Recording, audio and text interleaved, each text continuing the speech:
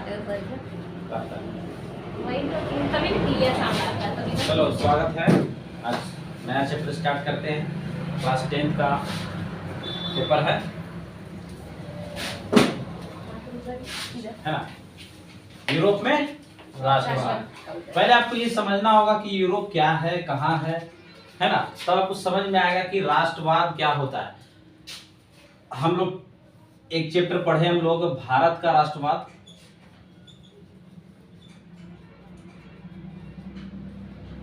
देखिए जो main topic होगा हम बोलेंगे, लिखने के लिए तो उसको लिख लीजिएगा। बाकी बात ज्यादा कोशिश करना है, समझना है हमको, क्योंकि एक घटनाक्रम की तरह है। कैसे कैसे कौन कौन साल में क्या घटना घटी, कौन कौन साल में कौन कौन से नए नए लीडर आए, है ना, जो पूरा यूरोप का नक्शा को चेंज कर दिया।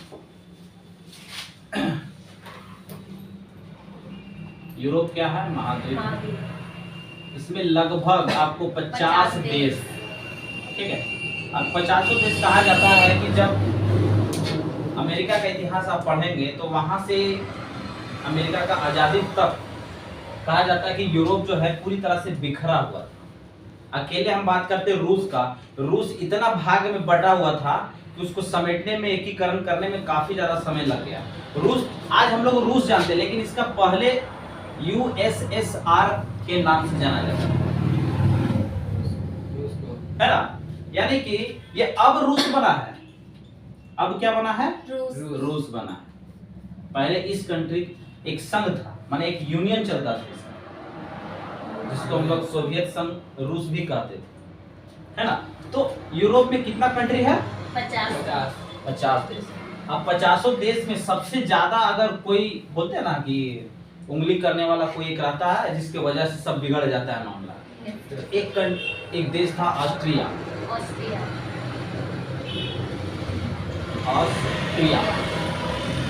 इसका नाम सुने कभी आप? ठीक है। इसकी राजधानी वियना। आगे जाके इसमें वियना का संधि भी आप लोग पढ़ेंगे, है ना।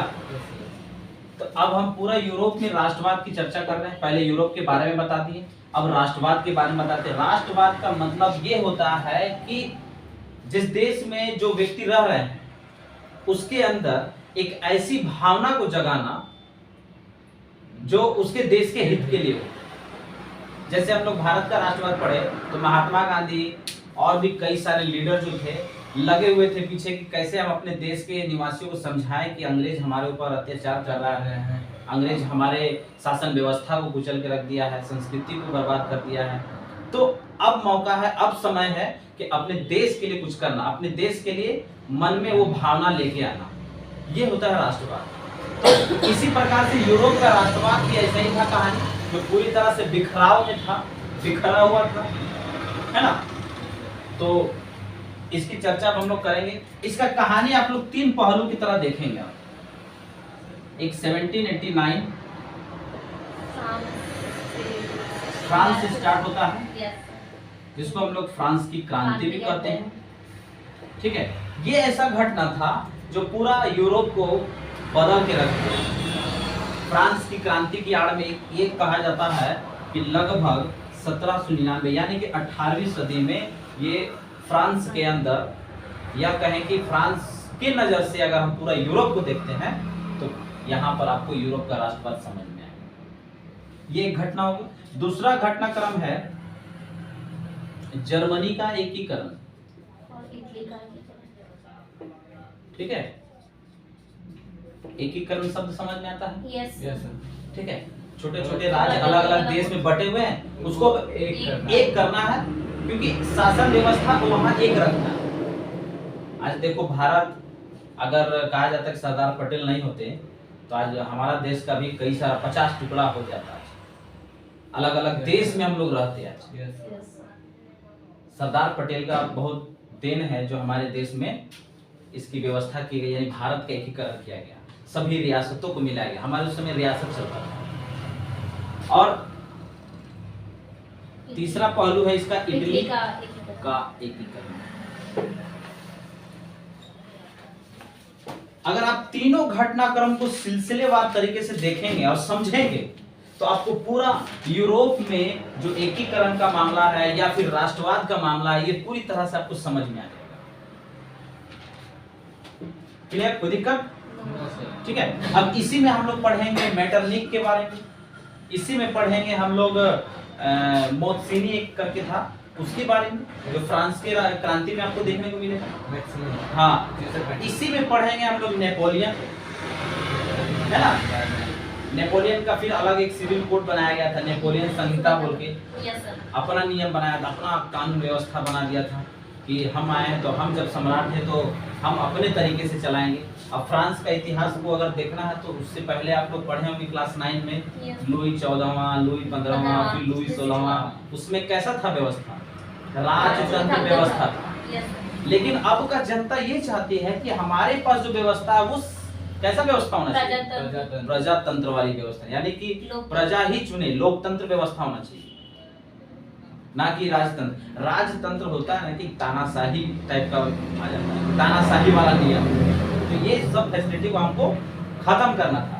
तो यही सब आपको फ्रांस की क्रांति में मिलेगा पढ़ने को, यही आपको इटली का जर्मनी का एकीकरण में मिलेगा, फिर यही आपको मिलेगा इटली का एकीकरण। देखो ये 3 कड़ी को आप आपस में जोड़ देंगे, आपका पूरा यूरोप का राष्ट्रवाद का कंसेप्ट समझ में आ जाएगा।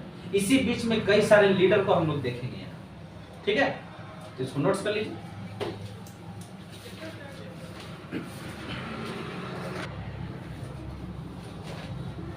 चलो यहां तक समझ में आ गया।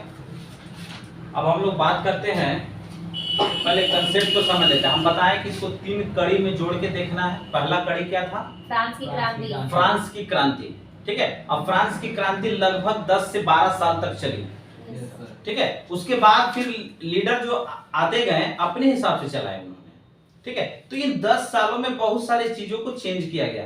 पहला तो ये कि यूरोप में जो बोलते हैं ना कि जो कमजोर वर्ग होता है, ठीक है, तो उनको दबाया जाता है, दास प्रथा में लेके आ गया, है ना। दास बना के रखना, नौकरशाही वाला जीवन व्यतीत करना, है ना। तो ये सभी कंडीशंस को मिला करके यूरोप में ये कंडीशंस को चेंज किया गया। अब देखा गया कि हम लोगों को भाई यहाँ अगर राजपाट को करना है, एक जैसा मिला के चलना है, तो उसके लिए हमको क्या करना है? जनता के साथ अच्छा से पेश आना होगा, है ना। तो जनता यहाँ पर क्या हो रही थी? त्रस्त हो रही थी कि भाई एक तो राजतंत्र वाली व्यवस्था आई, जो लुई का खानदान था वो पूरा तबाह करके रख दिया जनता को। जनता परेशान हो गया, किसी को भी वो अधिकार नहीं देना, है ना, मौलिक अधिकार को छीन लेना, खत्म कर देना, या फिर तानाशाह वाला जीवन लोगों को बिताना पड़ रहा था। ये सभी कंडीशन था। अब देखो यहाँ पे हम लिखे हैं कि 19वीं शताब्दी में यूरोपीय महाद्वीप में राष्ट्रवाद का सबसे पहले एक लहर चला। और लहर चला तो कहां से चला? देखो ये कंट्री का नाम बता रहे, जर्मनी, इटली, रोमानिया। ये लोग उस समय नया नया देश बना, और नया नया देश जब बना तो ये लोगों को चाहिए था राष्ट्रीय सम्मान, कि भाई हम स्वतंत्र हैं, एक अलग देश बने हैं, तो हमें क्या होना चाहिए? एक राष्ट्रीय पहचान मिलना चाहिए, ताकि हमारा भी विश्व में एक वजूद बनना चाहिए। देखो हम घटना कब का लिख रहे हैं? ये सब घटना है 1789 के आसपास की घटना है, जब फ्रांस की क्रांति हो रही थी, ठीक है। तो अब दूसरा यह है कि यूनान, पोलैंड, बल्गारिया, ठीक है, इसके साथ साथ आपका एक बाल्कन कंट्री भी आता है, जो आपका रूस के आसपास सटा हुआ है। अभी वो अलग हो गया है ना। रूस, स्विट्जरलैंड, स्वीडन, वो सब कंट्री के आसपास था। ये लोग स्वतंत्र होकर अपना एक अलग राष्ट्र बना लिया था। भाई हमको ना फ्रांस से मतलब है, ना रूस से मतलब है ना जर्मनी से मतलब है। हम चाहते हैं कि एक अलग राष्ट्र बने। देखो पोलैंड जो हम लोग देख रहे हैं ना, पोलैंड, ये पोलैंड पहले रूस का हिस्सा हुआ था। आज हम लोग पोलैंड को एक अलग कंट्री के नाम से। यूनान जो ग्रीक प्राचीन सभ्यता का पालन करने वाला, प्राचीन इतिहास में देखेंगे नई नई चीजों का आविष्कार, खोज, यूनान का लोग इस सब में माहिर था, है ना। उसके बाद यूरोप में पुनः जागरण का काल भी शुरू होता है। अब देखो यहाँ पर 1789 से लेकर के अगर हम बात करते हैं 1799 के बीच में, ये आपका काल चला था फ्रांस की क्रांति। क्या चला था? फ्रांस की क्रांति। और इसमें सेनापति कौन थे उस वक्त? हाँ अभी सही बोले आप, नेपोलियन बोनापार्ट। नेपोलियन बोनापार्ट, है ना, नेपोलियन बोनापार्ट। अब फ्रांस की जनता को लगा कि भाई इतना अच्छा सेनापति अगर कोई शासक बन जाएगा देश का तो अच्छे से लोग को चला पाएगा। Yes sir. हम लोग जो इतना कष्ट में हैं व्यतीत कर रहे हैं, है ना, इन सभी चीजों को समाप्त कर देगा। तो फ्रांस की जनता, उसके आस पड़ोस जितने भी यूरोप के और छोटे छोटे कंट्री थे, मिलकर के नेपोलियन बोनापार्ट को क्या बना दिया? सम्राट बना दिया, पहला सम्राट बना, है ना। और तब जा करके नेपोलियन बोनापार्ट का कहानी यहाँ से शुरू होता है। अब दूसरा पार्ट हम लोग यहाँ देखेंगे फ्रांस की क्रांति में नेपोलियन बोनापार्ट का जीवन, कैसे नेपोलियन बोनापार्ट ने फ्रांस के अंदर, उसके साथ साथ यूरोप के अंदर कैसे ये सभी चीजों को चेंज किया, बदल दिया। और लोगों के अंदर जो बोलता है ना कि राष्ट्रवादी विचार उत्पन्न करना, तो ये नेपोलियन बोनापार्ट का श्रेय जाता है। उन्होंने इसकी शुरुआत की, चर्चा की कि भाई हम लोगों को अब राजतंत्र वाला जिंदगी हटाना होगा, दास वाला जिंदगी हटाना होगा, है ना। इस तरह से लोगों को एकजुट करना स्टार्ट किए, है ना। जगह जगह सम्मेलन, सभाएं सब करने से स्टार्ट कर दिए। जैसे हम लोग गांधी जी के बारे में पढ़े थे, गांधी जी जब आए तो देखो, पहली बार जब आए तो राजनीति के विचार में नहीं थे, लेकिन जब देखा कि हमारा ही लोग परेशान है, इस मुहिम को अब हम लोग को तेज करना पड़ेगा, जनता को बताना पड़ेगा कि भाई अपने देश के लिए भी कुछ करना जरूरी है ना। तो इस वजह से हम लोगों को यहाँ पे फ्रांस की क्रांति में सेनापति जो थे नेपोलियन बोनापार्ट, वो अब आगे आए हैं, है ना। तो इसको नोट्स कर लीजिए, उसके बाद फिर आगे बढ़ते हैं।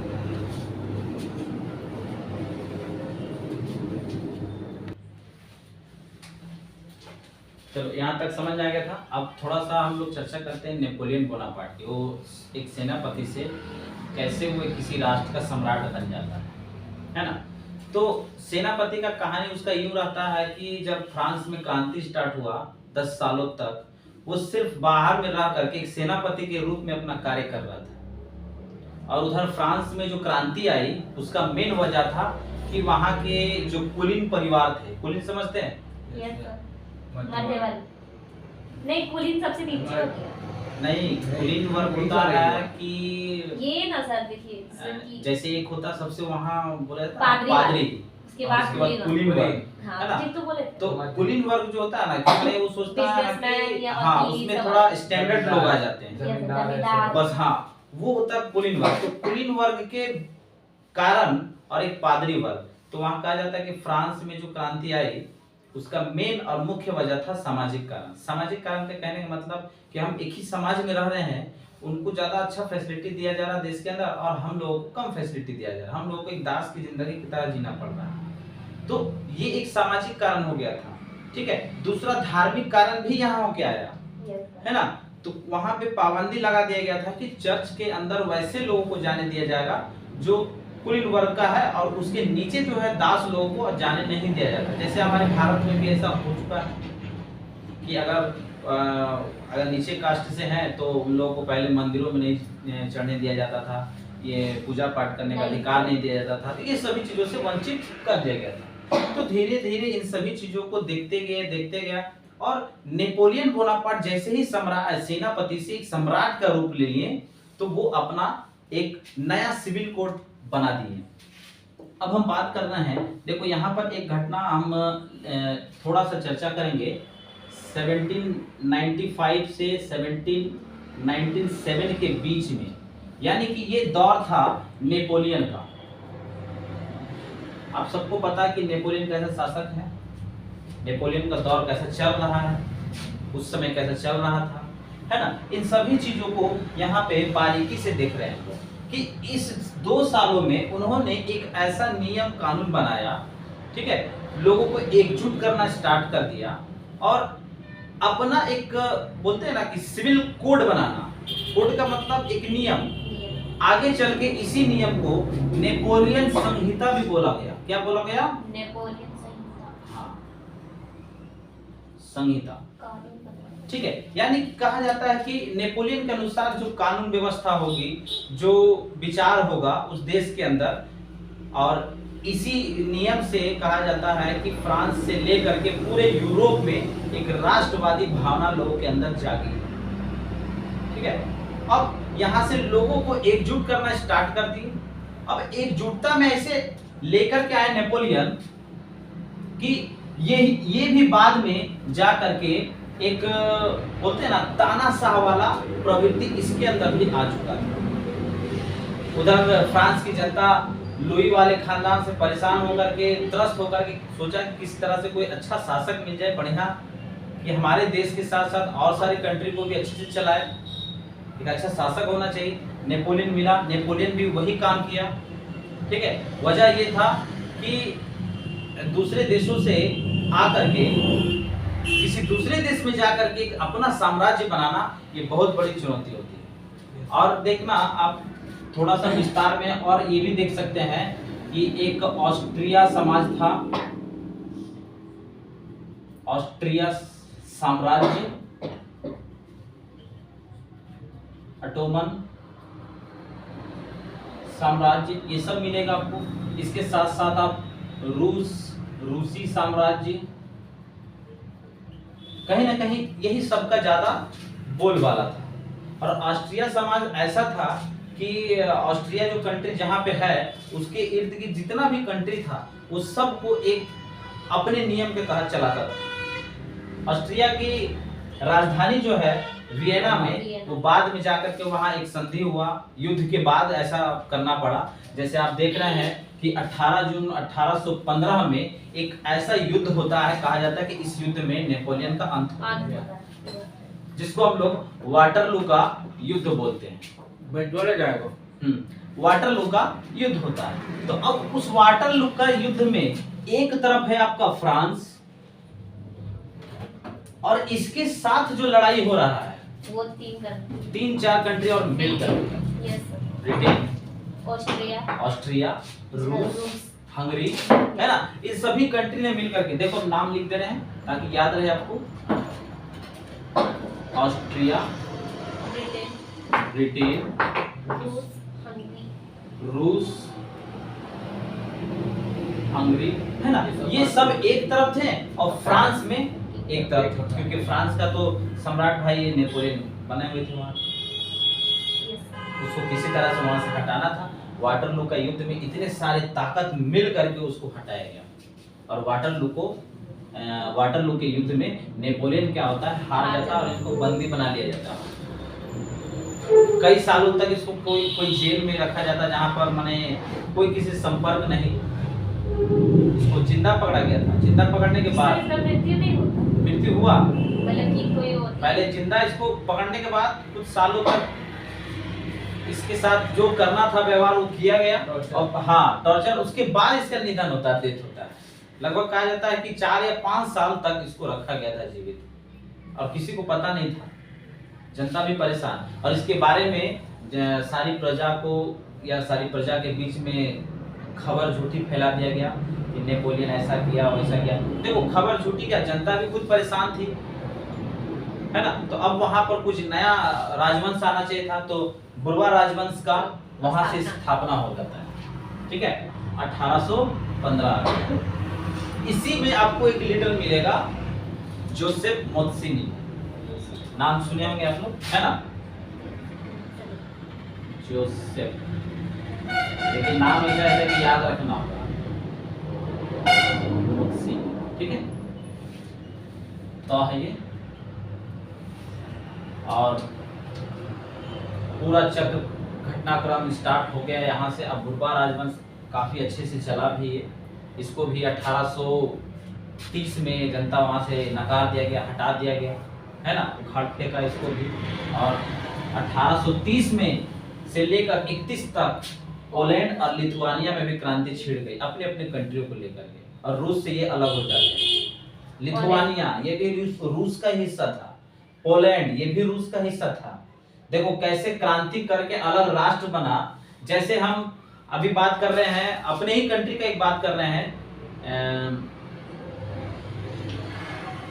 जम्मू कश्मीर को ले लीजिए उदाहरण में। जम्मू कश्मीर अगर आज वहां का राजा भारत सरकार के साथ विलय पत्र पर समझौता नहीं करता, एकीकरण में साथ नहीं देता, वो अलग देश बन जाता, तो आज शायद वो एक अलग देश होता, या तो फिर वो पाकिस्तान का हिस्सा होता, है ना।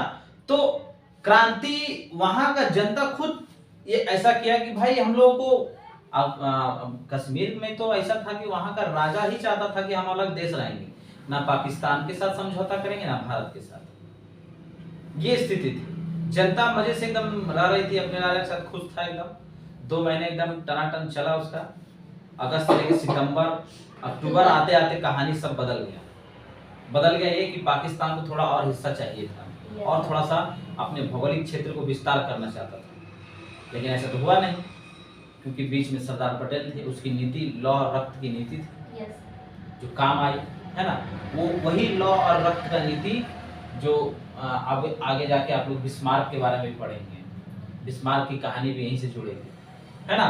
तो इस प्रकार से पोलैंड भी रूस से अलग हुआ 1846 में। क्रांति छिड़ी कई सारे मुद्दे को लेकर के, और सबका सब मुद्दा वही था कि दास प्रथा को हटाना है और हमें सम्मान के साथ रहना है। जनता को किसी भी प्रकार से शासक के द्वारा परेशानी ना होना चाहिए। ये ऐसी स्थिति आ गई थी पूरे यूरोप में। यूरोप का हर कंट्री इससे परेशान था। भाई अच्छा शासक मिलता तो फिर वही काम करता, अच्छा लीडर होता तो फिर वही काम करता। लेकिन नेपोलियन का जो बनाया गया रूल था कुछ हद तक ठीक था, लेकिन ये भी जनता के साथ धोखा किया, जिसकी वजह से इसको भी जाना पड़ा।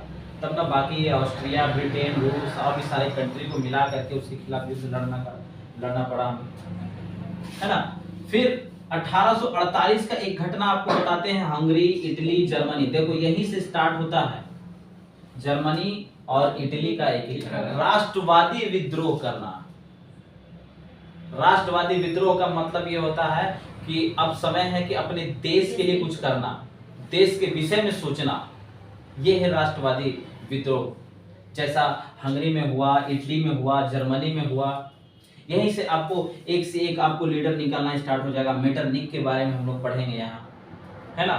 मेटरनिख जो मैंने कहा जाता है ना कि अपने युग का सबसे बेस्ट राजनेता था। वो इतना वो दिमाग से कुशल था कि किसी भी विद्रोह को कैसे रोकना है उसके अंदर वो कला थी। और जर्मनी या इटली की अगर हम बात करते हैं, इन दोनों में अगर कहा जाता है कि राष्ट्रवादी या राष्ट्रवादी का विचार उत्पन्न करना, तो मेटरनिख का सबसे ज्यादा योगदान है। लेकिन उससे पहले अगर नेपोलियन के बाद अगर कोई यूरोप या फ्रांस को संभाला है, राष्ट्रवाद के रास्ते पर लेके चला है, तो वो है मस्सिनी, है ना। ये इसका अहम कड़ी है। देखो घटनाक्रम को कैसे कैसे याद रखना है डेट वाइज। पहला घटना 1789 में जो फ्रांस की क्रांति छिड़ी, और वो तकरीबन 10 साल चली है।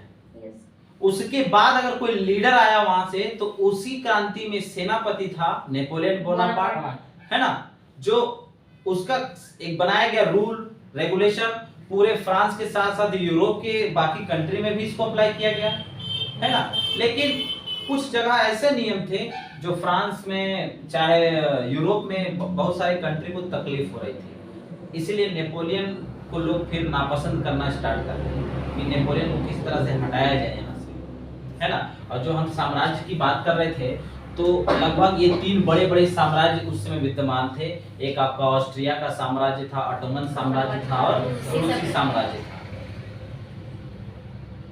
ठीक है, यहाँ तक कंसेप्ट क्लियर है। घटनाक्रम को डेट बाय डेट याद रखना है ना।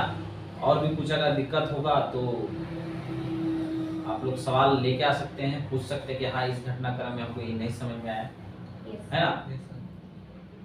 तो आज का यही स्टॉप करें, है ना। उसके बाद फिर अगला इटली वाला और जर्मनी वाला एक साथ बता देंगे, ठीक है। 2 पार्ट में करते हैं। आज का यहीं तक समाप्त कर लेते हैं हम लोग, ठीक है। इसको नोट्स कर लीजिए। तो आज का इसका फिर एक वीडियो और आएगा आप लोगों के सामने, ठीक है, जिसमें आप लोगों को जर्मनी और इटली का एकीकरण के बारे में बताया जाएगा, ठीक है। चलिए मिलते हैं, तब तक के लिए जय हिंद।